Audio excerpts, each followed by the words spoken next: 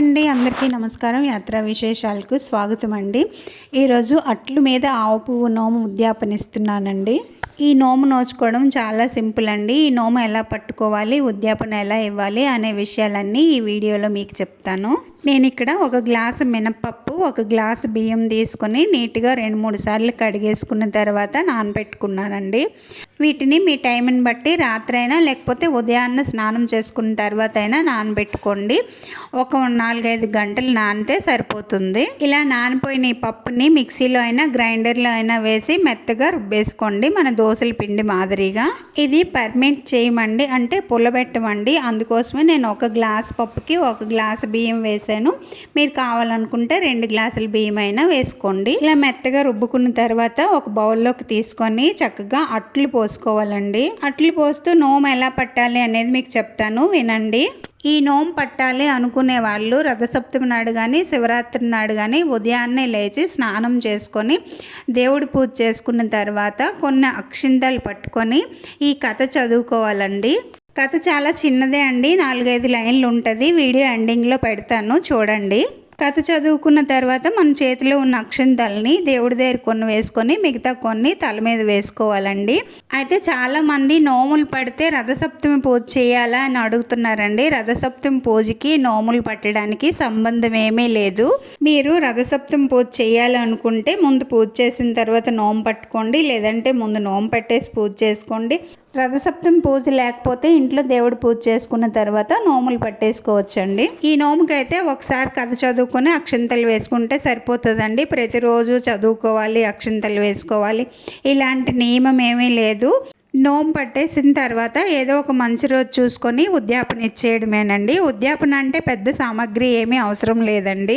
మంచి రోజులంటే సోమవారము, శనివారము, బుధవారము ఇలాంటి రోజులు, అలాగే ఏకాదశి, దశమి, త్రయోదశి ఇలాంటి తిథుల్లో ఇచ్చేసుకుంటే మంచిదండి. అధిక మాసము, శూన్యమాసము కాకుండా చూసుకోండి.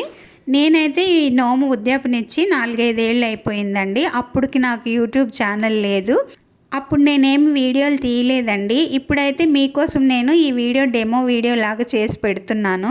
ఈ నోముకి 12 అట్లు కావాలండి. ఇవి వెంటనే రుబ్బుకొని అట్లు పోసుకోవాలి, అంతేగాని ముందు రోజు పిండి, మిగిలిన పిండి అలాంటివి చేయకూడదు. ఈ నోముకి 12 అట్లు కావాలని చెప్పాను కదండి. కాకపోతే ఇది డెమో వీడియో కాబట్టి నేను 4 అట్లే వేశాను.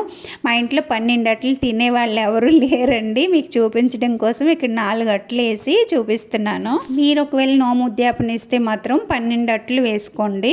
ఇప్పుడు మనకి ఆవాల మొక్క కావాలండి. పువ్వులు, కాయలు ఉన్నటువంటి ఆవాల చెట్టు కావాలి. నేను కిచెన్ వేస్ట్ తీసుకొచ్చి గార్డెన్లో వేస్తాను కదా, అందులో ఆవాల గింజలు ఉన్నట్టున్నాయి. మొక్కలు పుట్టేసేయండి. ఆవాల మొక్క పెంచడం పెద్ద కష్టమేమీ కాదండి. మన పెరట్లో కానీ లేకపోతే పూల కుండీల్లో కానీ 2 ఆవాల గింజలు వేస్తే మొక్క వచ్చేస్తాయి. దానికి ప్రత్యేకంగా కేరింగ్ ఏమీ అవసరం లేదు. ఇలా పువ్వులు, కాయలు ఉన్నటువంటి ఆవాల మొక్క తాలూకా కొమ్మలు తీసుకొని మనం అట్లు పోసి పెట్టుకున్నాం కదా, వాటి మీద పెట్టుకోవాలి.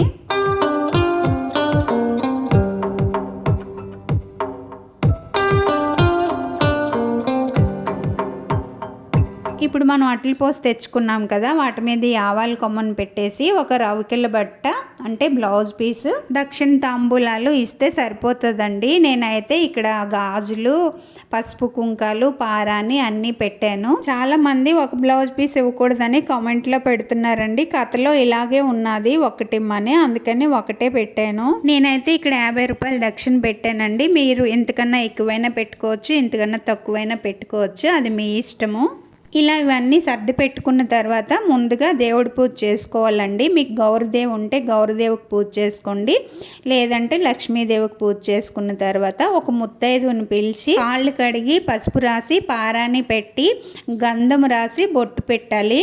కుర్చీలో కూర్చోబెట్టి ఈ తాంబూలం ఆవిడ చేతిలో పెడుతూ అట్ల మీద ఆవు పువ్వు నోము ఉద్యాపన ఇస్తున్నాను అని చెప్పాలి. ఆవిడ పుచ్చుకుంటున్నాను అని చెప్తారు.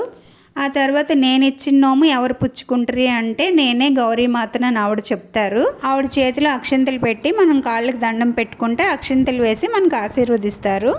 ఇంతేనండి, అట్ల మీద ఆవు పువ్వు నోము ఉద్యాపన అయిపోయింది. ఈ నోము తాలూకా డీటెయిల్స్ మీకు కనుక నచ్చినట్లయితే లైక్ చేసి హైప్ ఇవ్వండి. సబ్స్క్రైబ్ చేసుకోవడం మర్చిపోకండి. నేను ఇంకా చాలా నోములు వీడియోస్ పెట్టానండి, వీడియో ఎండింగ్లో ఇస్తాను. ఆ నోములు కూడా ఒకసారి చూడండి. నచ్చితే లైక్ చేసి షేర్ చేయండి. వీడియో ఎలా ఉందో కామెంట్ చేసి చెప్పండి. ఓకే అండి, thank you for watching. See the next video. Bye అండి.